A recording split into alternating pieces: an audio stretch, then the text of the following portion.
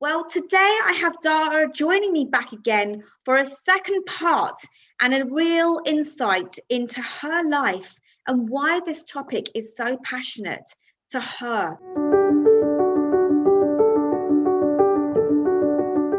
Hi, guys, and welcome back to Positively Diverse. Last week, you guys met Dhara, and we were talking about fitting in and stereotypes and stigmas associated with women and their rights towards fitting into society, and how sometimes we can feel challenged and under pressure to conform to society. So, Dhara, welcome back again to Positively Diverse and my YouTube channel. It's great to have you on board. Thank you so much for joining me. Oh, thank you for having me. I truly, truly am grateful for having this conversation with me. So, Dhara, just for the viewers that didn't get a chance maybe to tune in last week, can you just tell us a little bit about yourself and who you are and a little bit about you? Sure. Yeah, so you already said my name. My name is Dhara. I go by pronouns she, her. I am Indian, Canadian. I am professionally a licensed paralegal in the province of Ontario in Canada. And in addition, I am many other slashies like a photographer, advocate, activist. I also have some design and architecture background from India. So that's like the other slashies. And other than that, I run like an Instagram page called Breaking Stereotypes. So I what I do is basically use my photography and the pictures that I click to talk about topics or conversations that I want to have, and I want to break the stigma or break the norm around. Yeah, so that's basically a little bit about myself. Amazing. And I love the fact that you're doing this through photography, which is different because many people I've met have shown and demonstrated this through people, visual skin conditions through photography. But yours is very different, isn't it? Your photography is through like you use nature quite a lot, don't you? Yeah. I mean, I just try to kind of use the surroundings that I'm in. So depending on where I am or what the season is, I kind of connect in that sense to tell the stories. Great. Great. Thanks for sharing a little bit about you, Dara. So, tell me about how you ended up in Canada because you were saying obviously you're from India originally. So how did that all turn out? Um, Yeah, so I think I want to say the key decision for me to move to Canada was this whole idea, which I found was liberating, is to have like a more independent life than what probably I had growing up in India. And when I say independence, I'm not talking about like just being able to go out or like having that independent life from my parents. That's not what I mean. Like I just as a woman growing in India, you probably are just trained to not question. You are trained to kind of not talk about the inequalities. You are trained to kind of feed into the misogyny or the patriarchy. So just kind of from my worldview of when I was growing up in India, like the West kind of looked more liberating because I saw like women had more independence when it came to their professional lives or their personal choices. So with that in mind, like this whole notion about getting a chance or like being able to move to Canada was very liberating.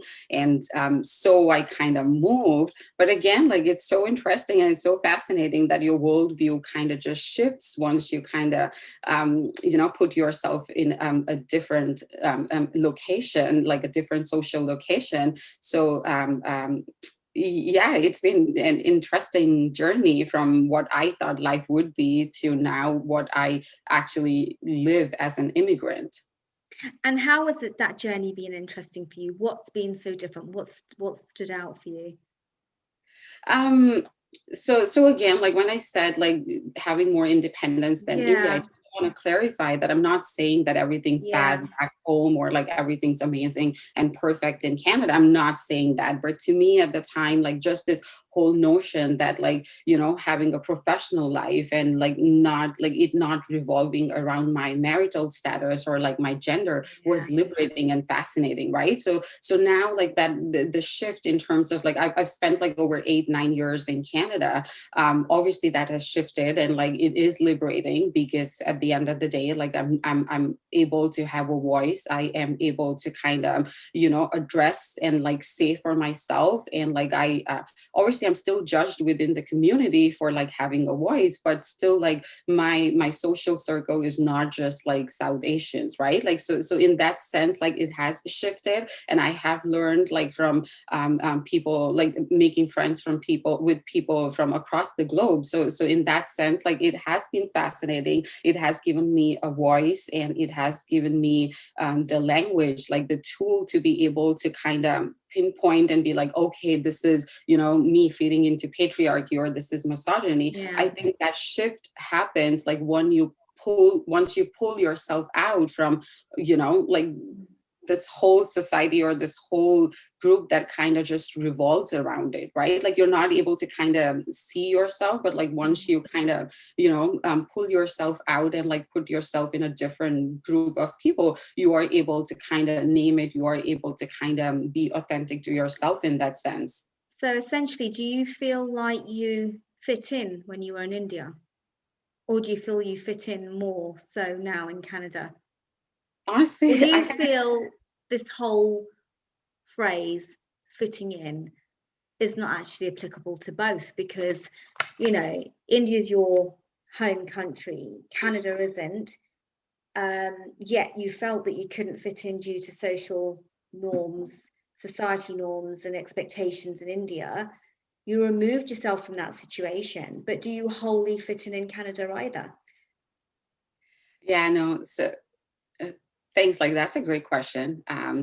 No, I kind of feel like it's so, and you don't realize all this. Okay, so when I was deciding, or I was like fascinated to move to a different country, your worldview is so limited, right? Like so you don't realize that you're going to go through these transitions or these change of perspective. So I never thought about it, but like just coming to the point about your question, no, I don't kind of fit in anywhere. Like even in Canada, I have to try to fit in because I don't blend in. Like I am a brown person, so constantly now probably it's not my gender that's focused, like, but it's the color of my skin or my ethnicity, right? So I'm trying to kind of fit in as a brown person in this world that probably is so white, right? So I'm still kind of trying to make that effort to fit in. And like fitting in, for example, as an immigrant, the basic thing is like you try to fit in like by speaking the language, right? So even though like for me, I've always like English has been my main language. Like even in India, English was my first language, like in school or any form of education.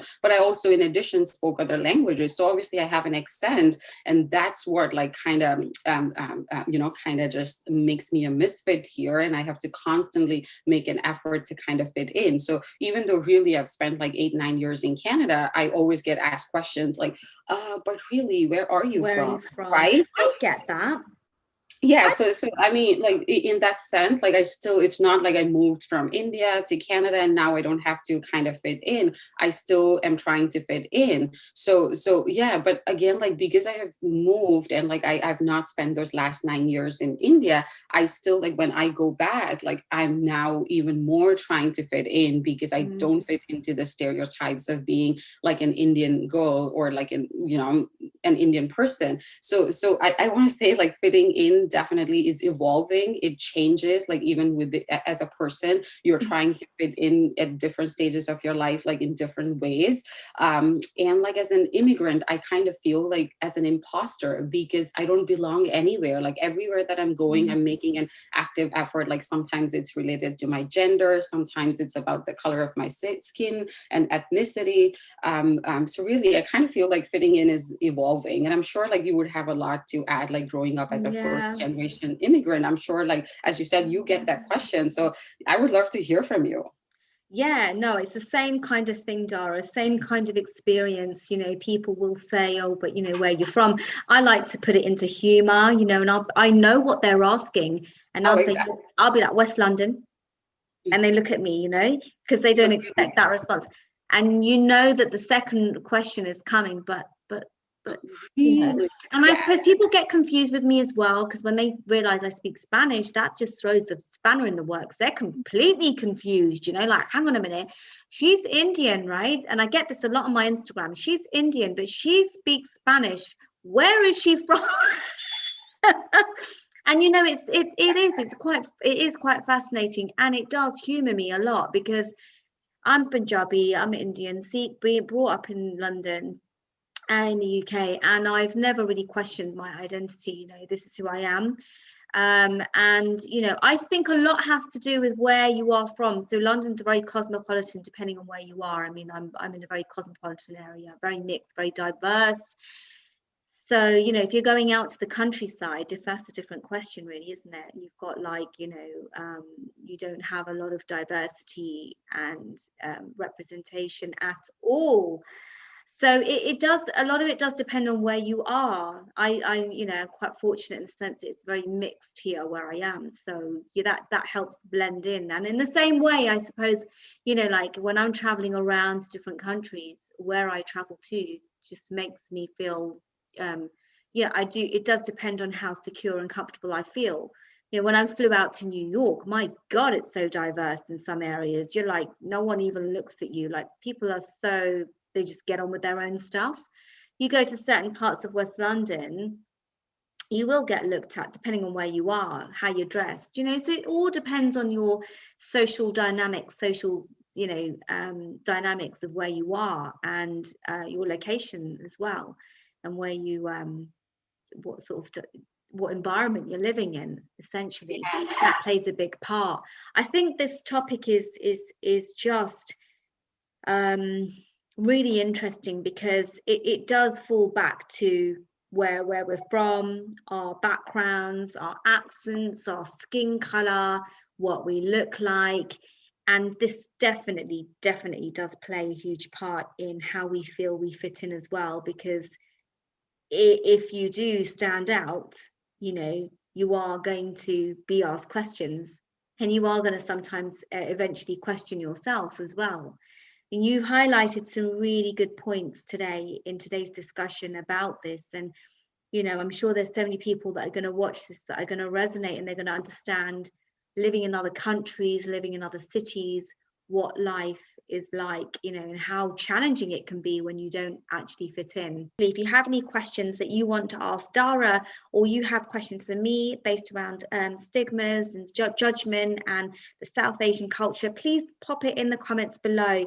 It's been an absolute pleasure, Dhara, having you today with me, and I really enjoyed having this conversation with you. Where can people find out more about you? So my Instagram page is Breaking Stereotypes. That's like the best way to kind of find more or see the kind of work that I'm doing. And what we will do is we will pop Dhara's contact details in the feedback and in the comment captions below. Thanks once again for joining me. Thanks for tuning in.